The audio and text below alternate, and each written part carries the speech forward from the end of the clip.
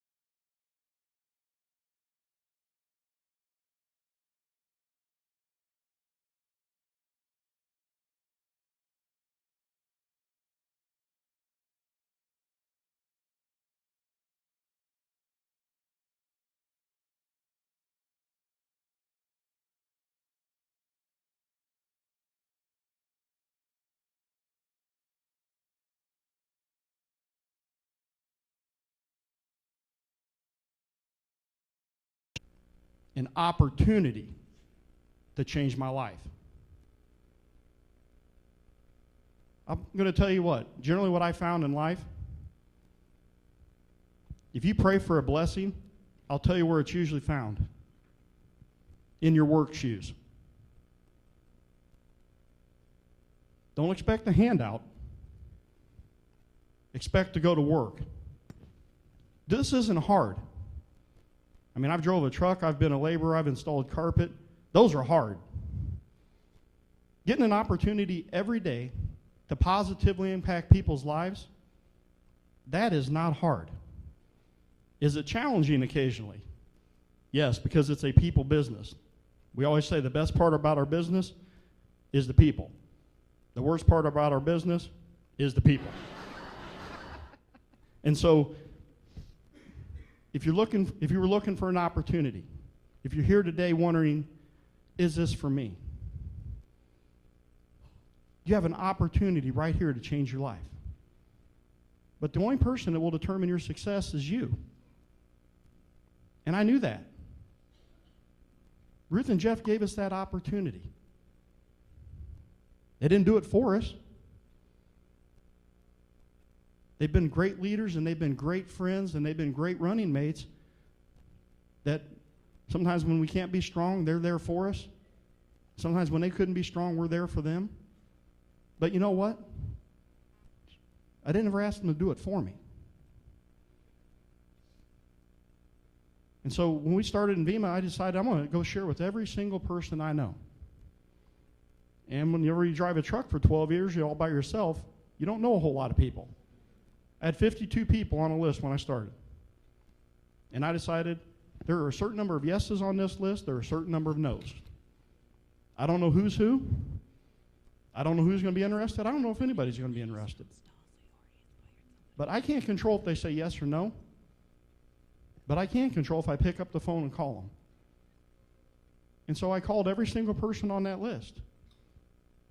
I met with all the ones that were willing to meet with me in the first 30 days. 42 of them said yes. Now, I've never had numbers like that since. But it taught me a valuable lesson because at that point, I'd never even tried Vima. I mean, back then it was 2 separate bottles. The mangosteen part really didn't taste very good, and the mineral part tasted real good. And so Ruth gave us a little sample like this big, and she just gave us the minerals because it tasted really good. And so imagine my surprise whenever I found out that Vima was actually orange when you mixed it together, and it actually had this other fruit flavor in it. I thought it was like a strawberry flavored thing. But it didn't matter. What people saw was my excitement. How many times did you hear Ruth say that already this morning? I heard somebody just say it whenever they went across here for the go for the gold thing. The first thing I heard when I came in the door. Excitement. I was excited that I finally found an opportunity to change my life. And I wasn't going to waste it. And our team has grown unbelievably. It's thousands and thousands of people all over the world now. But I want you to remember this. We've only personally enrolled 65 people in Vima in 7.5 years. 42 of them were the first month. So you think, wow, you've really been slacking since then. Of those 65, we have 6. Now, we have a lot more than that, obviously, in our whole team, but 6 of our personally enrolled people have developed what I would call a full-time income. Those 6, none of those have personally enrolled more than 20 to 30 people. But those 6 have turned into thousands of people all over the world by each person simply touching the people in their own circle. Not by selling them vitamins, not by selling them a healthy energy drink. You know, we have a large team of Polish people in the Chicago area. We got a large group of them here today.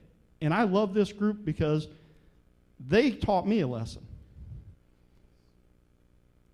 Actually, they've taught me a lot of lessons and probably some bad words in Polish, too. I'm looking at Bob as he's sitting there looking at me. And then they tell me it means something else, and they all laugh like crazy because they're telling me that it means one thing, and I'm sure it means something else. But I will promise you that all of your ancestors,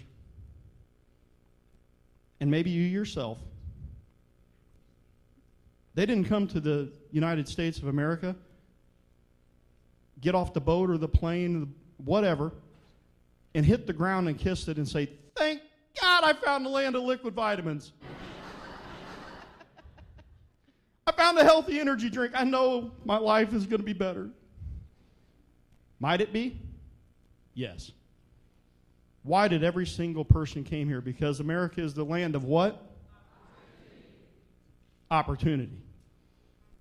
And so when that phone call came, whenever Alex had his accident, I hope for all of you that is a phone call you never get. You know that when the phone rings, and I'll never forget, it was 12:09 a.m. He left home on July the 8th. Dad will be gone for a couple hours. And he's done a lot of other dumb things in his life, but he's usually home on time. So I wasn't too worried about it. He said, "I'll be home by 10:30. I said, "Okay." Laying in bed, fell asleep watching a movie. Didn't realize he wasn't home. Phone rings at 12:09 a.m., and the caller ID says OSF St. Francis Hospital. You know it's never a good phone call when the hospital's calling you at 12:09 a.m. And honestly, we thought it was probably my father-in-law because he's had some heart issues and stuff, and they asked for my wife. And so she's on the phone for a minute, and she's like, you better get dressed. I was like, well, that doesn't sound good. And she said, Alex has been in a car wreck. Now, you're still half asleep. St. Francis Hospital is in Peoria, 40 miles from here. So what I'm thinking, I'm going to kill him. What's he doing in Peoria? He says he's going to be gone for 2 hours.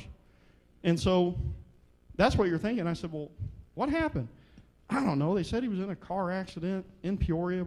Well, that's not what they said. We just assumed that. So I said, well, is he all right? Yeah, they said he's fine. He's responsive, whatever. So I get in the truck. I'm driving over. I'm thinking, I'm going to kill that kid. You know, he's been in, what the hell was he doing in Peoria?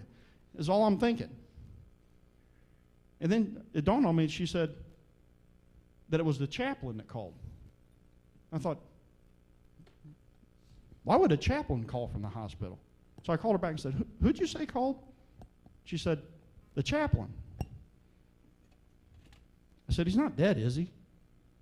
She said, no, they said he's okay, he's responsive. I'm thinking to myself, this is worse than what they're telling us. So I get to the emergency room, and the chaplain meets me at the door.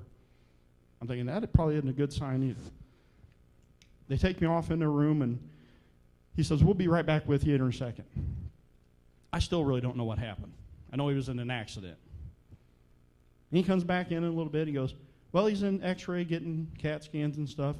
You know, he's responsive. He's doing okay. I still don't know what happened. Finally, I said, what happened? He said, you don't know? The police didn't call you? I said, you're the first person we heard from. The accident happened 1 mile from our house. He was in Peoria because he was life-flighted from the scene after several fire department and rescue personnel. For you guys to do that for a living, thank you. Because they cut him out of the car, got him on a helicopter, got him to the hospital. And so you really don't know what to expect. You just know it's not good. And finally, they took me into the trauma room.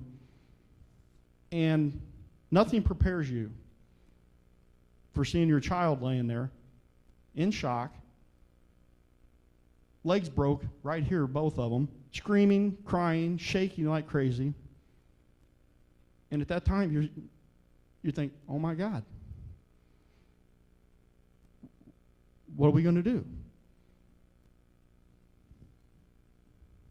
But I'll tell you the positive end of the story is, one, obviously you know that he's still alive, and we're thankful for that. But I was able to spend 2 weeks in the hospital with him every second. Left for one short time to run and get clothes and came right back. Never left his side for 2 weeks.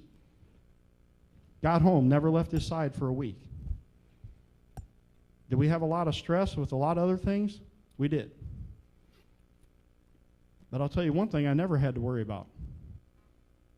I didn't have to call anybody and ask for time off. I didn't have to worry about where's our next check coming from. I didn't have to worry about, are we going to be able to pay the bills? Am I going to lose my job? Am I going to have to leave him? We had a lot of stress, but I didn't have to worry about any of those things. Because when we prayed for an opportunity, and it was right in front of us, we did something about it. I pray that all of you will dig the well before you need the water. Because I don't want to sound negative, but here's pretty much the way most people's lives go. You're either in a crisis, you're coming out of a crisis, or you're getting ready to go into a crisis. It's called life. It happens to everybody. You know, Jim Rohn says, the same wind blows on us all. The difference is the set of your sail. What's the set of your sail? That's your attitude. And your attitude I used to think was something I couldn't control. Everybody else controlled it. They only controlled it because I gave them that control. I'm here to tell you, you can control your attitude. You can't control what happens to you a lot of times. But you can control how you respond to what happens to you. Notice I said respond, not react. About the only place in life that reaction is a good place is in sporting things where you got to react quick. In life in general, reaction, when you base it off of emotion, how many times have you said this? God, I wish I hadn't have said that. Man, I wish I hadn't have sent that email. It's because you didn't stop and think about it. You let somebody else control your attitude, and you reacted to it. You have the chance to respond. You're here today, one, because you chose to be here, but you're also here because somebody presented you with the opportunity of a lifetime. And it's going to be up to you to decide what it is you want to do with it. The only person that is going to determine how successful you'll ever be in life in general is you. And if you're wondering, is it going to be hard? I'm just here to tell you, yes, it will be hard. Will anybody tell me no? Yes, they will. Will anybody quit? They will. But if you stay focused on what it is that you want this to provide for you and the things that you can control, which is your attitude, if a bad situation ever comes along, when you get a bad storm that blows on your boat, I promise you, you'll be thankful that you dug the well before you needed the water. Because I guarantee you, I get up and I hit my knees every single morning, and I'm thankful for a lot of things. But I'm thankful that my son is still here. And I am so, so thankful that when I prayed for an opportunity and Ruth and Jeff Elliott gave it to me, that I did something about it. And because of that, we've been able to meet so many wonderful people and positively impact so many lives. So when you leave here today, that's what I want you to do. Remember, when you share this with somebody, everyone you share it with, it may be that person just like me, that the day you're getting ready to share it with them was the day that they were on their knees praying, God, I just need an opportunity. Give me an opportunity for a better life. You may be the person that's going to be the answer to that prayer. Ruth and Jeff sure were mine. So, thank you.